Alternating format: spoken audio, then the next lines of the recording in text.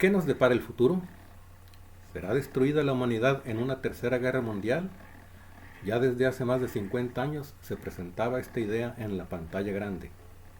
God damn you all to hell!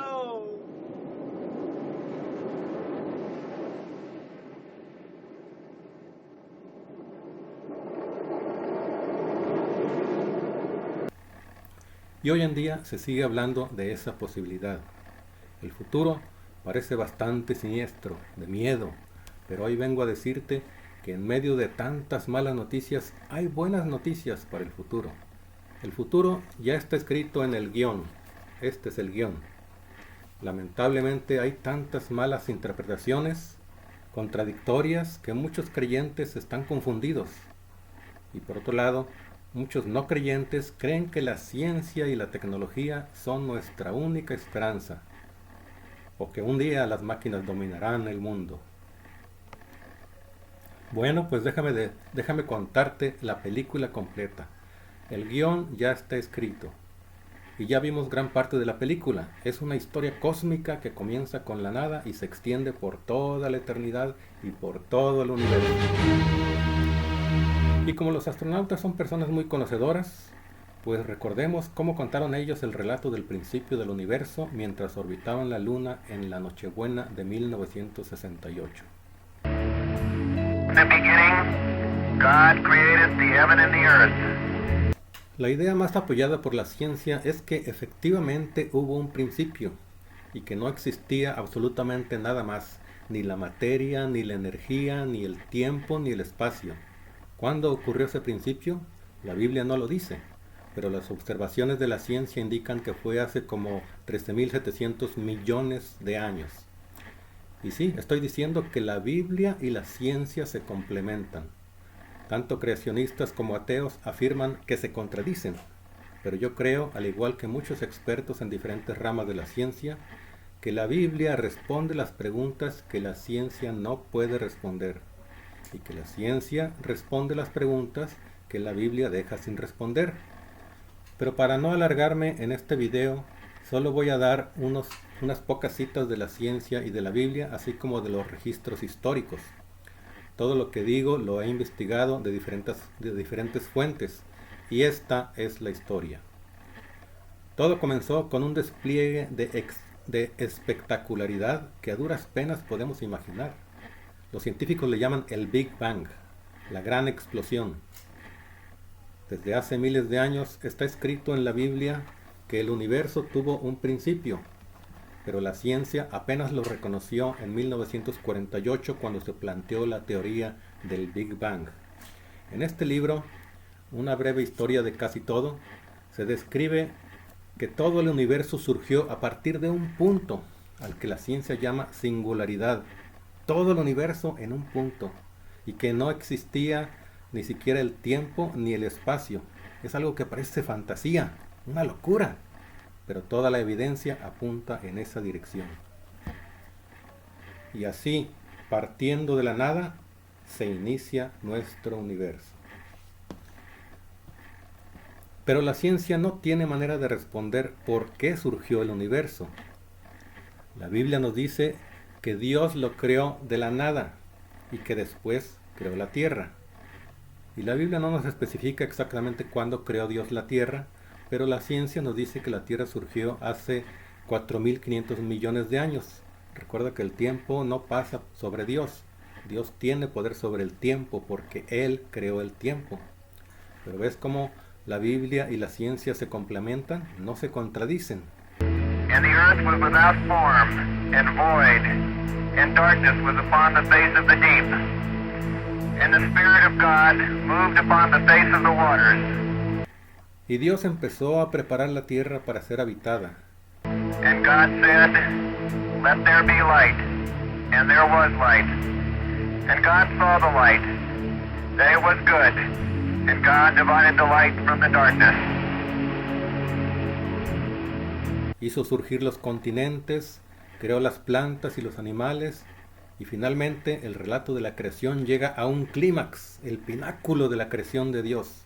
Entonces dijo Dios: hagamos al hombre a nuestra imagen, conforme a nuestra semejanza. Y creó Dios al hombre a su imagen, a imagen de Dios lo creó, varón y hembra los creó. Así que no somos animales evolucionados, somos una creación especial, hechos a imagen de Dios. Esa es una verdad que los evolucionistas niegan rotunda y ferozmente, pero la ciencia misma se encargará de desmentirlos. Dios puso al hombre y a la mujer en un jardín, un huerto, donde había de todo, y los instruyó para qué era lo mejor para ellos. Ese jardín estaba aquí, en algún lugar de Irak, porque se mencionan los ríos Tigris y Éufrates. ¿Okay? Dice, el tercero se llamaba Tigris, que corría al este de Asiria. El cuarto era el Éufrates. Entonces Dios miró todo lo que había hecho y vio que era muy bueno. Pero entonces entra en escena el adversario, representado por la serpiente. ¿Que de dónde salió ese adversario? Esa es otra larga historia que la dejo para otro video, ¿ok?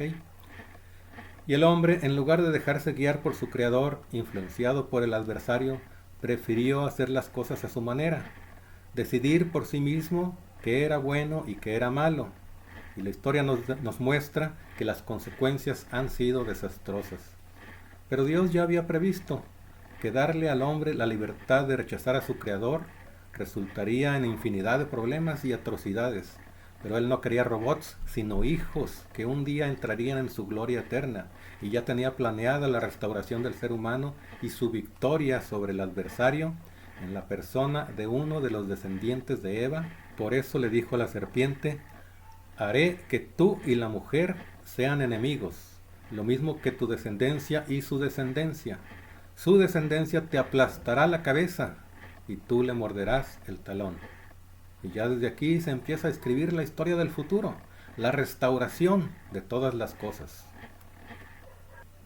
Pero al inicio del proceso de restauración, Adán tuvo que ser expulsado del jardín de Edén, y Eva lo siguió.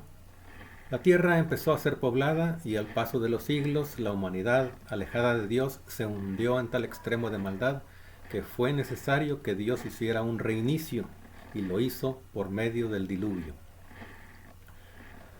Luego, a partir de Noé y su familia, la tierra empezó a poblarse de nuevo. Siglos después, otra vez el mundo se había olvidado de Dios, pero Dios escogió a Abraham y a sus descendientes, Isaac y Jacob, para formar un pueblo por medio del cual Él empezaría a darse a conocer a la humanidad, el pueblo de Israel. De ahí en adelante, lo más relevante en la historia sería lo que tuviera que ver con el pueblo de Dios. Primero su pueblo físico, Israel, y después su pueblo espiritual, la iglesia, en todo el mundo. Después de emigrar a Egipto y multiplicarse allí, Israel ya era un pueblo de millones de personas, pero vivían esclavizados. Así que Dios los sacó de Egipto con muchos milagros. De Egipto cruzaron en seco el Mar Rojo, anduvieron por el desierto de Arabia, anduvieron por allí 40 años hasta que finalmente llegaron a lo que es Palestina, lo que era llamada la Tierra Prometida. Allí prosperaron por algún tiempo, pero al alejarse de Dios fueron dominados por Babilonia, luego por Persia, luego por Grecia y finalmente por Roma. Pero antes del Imperio Romano, Dios estuvo enviando profetas que anunciaban la venida de un libertador, un salvador, no solo para Israel, sino para toda la humanidad. Y fue en tiempos del Imperio Romano cuando ocurrió un evento de proporciones cósmicas. Dios entra en la historia humana como un diminuto embrión en el vientre de una virgen, y de ella nació el Salvador prometido, Jesucristo, el Hijo de Dios, la descendencia de Eva que habría de aplastarle la cabeza a la serpiente antigua que se llama Diablo y Satanás. Había nacido el Rey de Israel, el Salvador del mundo. El acontecimiento pasó casi desapercibido, pero unos pocos privilegiados fueron testigos, los pastores de Belén, y luego vinieron unos sabios de Oriente a adorarle. Jesús creció y a los 30 años empezó su ministerio enseñándoles a sus discípulos un mensaje revolucionario, las buenas noticias, el Evangelio del reino de Dios. Luego, tal como lo había previsto, murió sacrificado en la cruz, fue sepultado, pero al tercer día resucitó de entre los muertos. Se presentó a sus desanimados discípulos, les hizo ver que todo lo que pasó era necesario y estaba profetizado como parte vital del plan de redención para la humanidad, que su reino no era de aquella era, que su muerte no había sido su fracaso, sino su victoria sobre la muerte misma, y les encargó que fueran por todas partes predicando todo lo que les había enseñado. El plan de Dios se estaba concretando. El evento decisivo ya era un hecho. Ahora solo faltaba que el mensaje de la semilla de mostaza del reino de Dios, germinara y creciera. Y el movimiento cristiano se extendió por toda Judea, por Grecia, por Roma, por toda Europa, llegando hasta Asia y posteriormente a América. Hoy el movimiento cristiano sigue en marcha. Lamentablemente muchos se desviaron de la doctrina original. La iglesia se dividió y se dividió y se dividió, y hoy hay 45,000 denominaciones cristianas alrededor del mundo. Y obviamente no pueden todas estar en lo correcto. Y aún así, muchos afirman que son la verdadera iglesia. Sé lo que es eso porque yo también lo creía, malamente. Pero Cristo predijo, el Espíritu los guiará a toda verdad. Y el apóstol Pablo nos exhorta a seguir creciendo en el conocimiento de Cristo hasta que todos lleguemos a la unidad de la fe. 45,000 denominaciones, ¿ponernos de acuerdo? ¿Será posible? Bueno, tal vez no sea necesario que estemos de acuerdo en todo, solo en una cosa. Ámense los unos a los otros, como dijo Cristo. Este enfoque es una de las principales razones por las que el movimiento cristiano avanza a pesar de todo. Y curiosamente, donde hay más persecución, parece que hay más crecimiento. Por ejemplo, en Irán y en China, destrucción de templos, encarcelamientos, torturas, ejecuciones, pero el crecimiento es incontenible. ¿Qué sigue? Ve las noticias. A nivel internacional, las naciones parecen estarse alineando en bandos para la guerra. Las tensiones para que suceda una tercera guerra mundial también están latentes. Por ejemplo, la tensión entre Pakistán y la India, las tensiones entre Corea del Sur y Corea del Norte, las tensiones entre países de la OTAN y Rusia, las tensiones entre Estados Unidos e Irán, las tensiones entre Estados Unidos y China y muchas otras más. Parecerían estarse cumpliendo las predicciones más siniestras. This is the world as it exists today.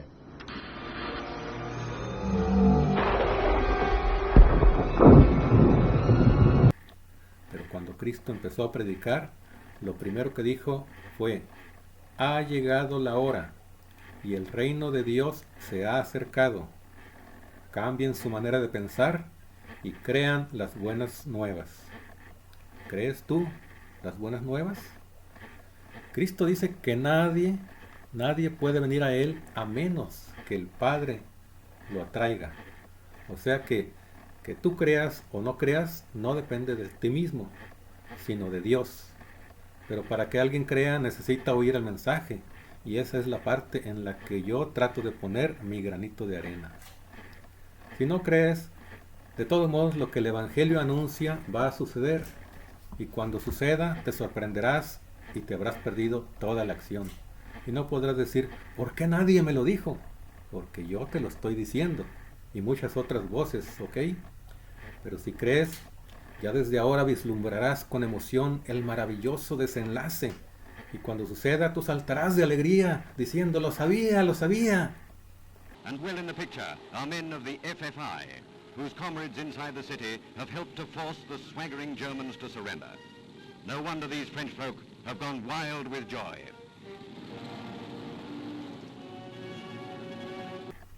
En realidad somos parte de una superproducción cósmica. El guión está aquí. Desde el principio, en el principio creó Dios los cielos y la tierra. Hasta el final. Entonces vi un cielo nuevo y una tierra nueva, porque el primer cielo y la primera tierra habían pasado. Enjugará Dios toda lágrima de los ojos de ellos, y ya no habrá más muerte, ni habrá más llanto, ni clamor, ni dolor, porque las primeras cosas pasaron. Y el reino de Dios no se limitará solo a la tierra. Leemos, lo dilatado de su imperio y la paz no tendrán límite. Y también leemos, la creación misma será libertada de la esclavitud de corrupción a la libertad gloriosa de los hijos de Dios. La creación misma. Esto abarca todo el universo. Y claro, todo esto involucra que tengamos vida eterna. Por lo tanto, esta vida física no es todo lo que hay. Existe algo más allá después de esta vida. Existe la vida eterna. Y esa es nuestra esperanza como seres humanos. Y es parte de lo que involucra toda esta historia que se extiende por la eternidad. Así que viendo la historia completa, de dónde venimos y a dónde vamos, como que muchas cosas materiales y temporales ya no parecen tan importantes, ¿o sí? Como que vale la pena involucrarnos a ser protagonistas y no solo espectadores. Los principales papeles protagónicos ya fueron asignados. Abraham, Moisés, etc. Y se mencionan por nombre. Pero tú estás invitado a ser protagonista. Dios obra en la humanidad por medio de seres humanos. Tú y yo podemos ser las manos de Dios en el mundo. Esa es la idea, que el mundo va a cambiar no por medio del castigo de Dios, como se anuncia tanto en las predicaciones alarmistas, sino por el amor de Dios expresado por medio de seres humanos como tú y como yo. ¿Qué puedes hacer? Bueno, la regla de oro es un buen inicio. Trata a los demás como desees ser tratado. Empieza en tu familia, luego en tu comunidad. Hay necesidad a tu alrededor. Pon atención y sacrifica un poco de tu tiempo y de tu dinero. Si ya lo estás haciendo, excelente. Eres protagonista. Si no, tal vez ha llegado el momento. Hace falta mucha ayuda. La decisión es tuya. And from the crew of Apollo 8, we close with good night, good luck, a Merry Christmas, and God bless all of you on the good earth. Gracias por tu atención.